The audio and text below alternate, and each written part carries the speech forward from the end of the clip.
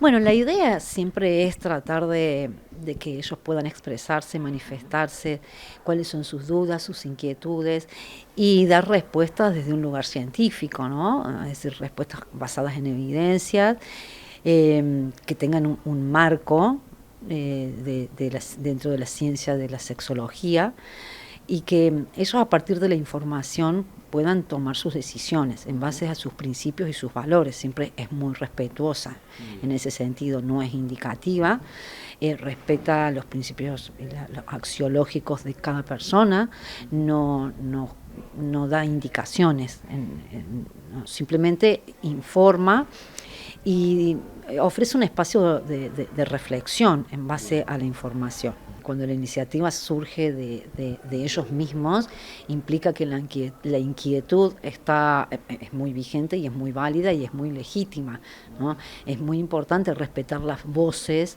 de nuestros y nuestras adolescentes, ¿no? Porque son ellos quienes mejor nos pueden decir cómo acompañarlos, ¿no? Desde el mundo de la adolescencia y no desde los criterios o desde las creencias del mundo adulto. Bien. Bueno, ya yendo un poquito más a lo que son las temáticas que se brindan, digo, ¿de qué hablamos cuando hablamos de educación sexual no reproductiva? Bueno, primero de una educación sexual integral, ¿no? Es decir, que esa es la famosa ESI, y la educación sexual integral puede ser reproductiva y no reproductiva. La sexualidad y la reproducción han estado siempre muy de la mano y a veces hasta hay cierta confusión cuando se habla de sexualidad porque en general desde la adultez se tiende a pensar en genitalidad, ¿no? Cuando se habla de sexualidad. Sin embargo, la sexualidad tiene que ver con lo que somos. Somos seres sexuados y sexuales desde el momento de la concepción, por lo tanto, nada de lo que hagamos, pensamos o digamos está separado de nuestra sexualidad como tal, ¿no? Entonces, la sexualidad y el ejercicio de la sexualidad tienen que ver con la forma en que nos vestimos, en que hablamos, en que pensamos, en que sentimos, tiene que ver con nuestros proyectos de vida, tiene que ver con nuestros sueños, tiene que ver con la forma que nos manejamos en el mundo y cómo entendemos el mundo, tiene que ver con la forma en que pretendemos desarrollarnos y ser felices. O sea, eso es la sexualidad. Por lo tanto, va muchísimo más allá de la genitalidad, ¿no? Y tiene que ver con, en el caso de la educación sexual integral en el nivel inicial, por ejemplo, tiene que ver con la prevención de abusos, ¿no? Tiene que ver con la prevención de la violencia, tiene que ver con la distinción de lo público y lo privado, tiene que ver con el consentimiento, tiene que ver con el respeto a la privacidad y a la intimidad, tiene que ver con la salud. Todas estas son cuestiones sumamente importantes lo que es en el tratamiento de la sexualidad. Y educarla no significa dirigirla, ¿no? Sino significa informar, develar, mostrar, enseñar para que cada uno luego decida cuál es su mejor camino. Andrea, ¿cuáles son las principales problemáticas que se encuentran hoy? Hoy hay las problemáticas que siempre hubo, siguen estando, y hay problemáticas nuevas, nuevos desafíos, ¿no? Que tienen que ver con el uso de Internet y de las redes sociales, que por un lado es un derecho y por eso el desafío es la construcción de la ciudadanía digital, y por otro lado, bueno, estos riesgos que aparecen ahora con el tema del sexting, que el sexting en sí mismo es muy discutible, ¿no? Porque cuando el tema pasa por otro lado, ¿no? Por el consentimiento y por esto de poder distinguir qué es lo público y qué es lo privado, ¿no? Este borramiento de fronteras que está sucediendo desde hace un tiempo. Embarazos no deseados, embarazos inoportunos o no planificados, sigue siendo todavía una problemática. Las infecciones de transmisión sexual son una problemática muy actual, muy vigente, hay muchas. Y lamentablemente están aumentando desde el punto de vista epidemiológico. La violencia, noviazgos violentos, violencia de género, la homofobia sigue estando muy presente, la transfobia.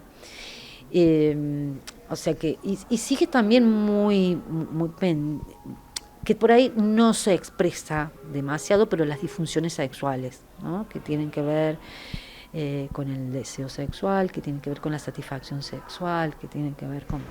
Esto también está muy... es muy común, sin embargo no es tanto motivo de consulta. Hay instituciones que han avanzado mucho, hay otras que no han avanzado nada, hay otras que están en la mitad del camino, hay instituciones que no encuentran los recursos, la formación del recurso humano es muy importante, la capacitación es muy importante, porque permite que nosotros podamos abordar todos estos temas desde la sexología, como disciplina científica, y no desde la sexosofía, que es la filosofía que cada uno tiene sobre la sexualidad y que tiene que ver con los recorridos biográficos, con las experiencias propias, con la construcción a lo largo de nuestro recorrido de vida, ¿no? Entonces es muy importante la capacitación. Yo empecé hace 30 años y empecé siendo médica, creyendo que era un título que me alcanzaba y me sobraba para poder pararme frente a un curso de niños o adolescentes y poder hablar de educación sexual. Y la verdad que no. Los niños, las niñas, en la adolescencia se salían de los libros, a mí no me habían enseñado a responder sobre lo que me preguntaban, y entonces, bueno, me capacité especialmente como educadora sexual. Y después hice un diploma de género, entonces, y me sigo capacitando.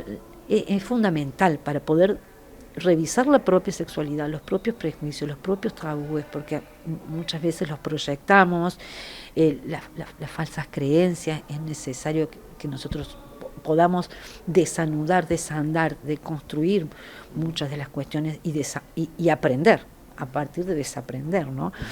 En este sentido, digo, el primer trabajo está en formarse uno, conocer uno para poder cambiar un poco el panorama. Absolutamente, no hay otra manera. Si nosotros todavía estamos atravesados por prejuicios, por mitos, por tabúes, es muy difícil que nosotros podamos ser honestos intelectualmente con nuestros niños, nuestras niñas, nuestros adolescentes. Si no tenemos elaborado sobre la autoestimulación o la masturbación, ¿cómo vamos a poder hablar con ellos de estos temas? Si creemos que no es correcto, tenemos derecho a creer que no es correcto, sí, pero primero nos informemos en cuanto a qué significa, cuál es la importancia o la impronta que tiene en el desarrollo. Lo mismo con, por ejemplo, hablo de temas que por ahí suelen ser temas de discusión, de conflicto o de incomodidad, ¿no? Sí. Como por ejemplo los juegos sexuales infantiles, ¿no? Que muchas veces provocan asombro, retos, castigos, y los juegos sexuales infantiles son parte absoluta del crecimiento, de aprendizaje necesario, pero claro que tiene un límite o que tiene un marco de normalidad que a veces desconocemos, ¿no? Entonces, esto es muy importante que se trabaje en las familias, que lo trabaje cada uno, que lo trabaje la comunidad educativa, ¿no? Que la comunidad educativa toda, hablo desde esta iniciativa del Centro de Estudiantes, que agradezco, felicito, que me siento muy cómoda en esta escuela, ya he venido, he tenido experiencias y la verdad que tengo los mejores de los recuerdos, pero también de docentes, de preceptores, de las familias, que es muy importante que las familias acompañen.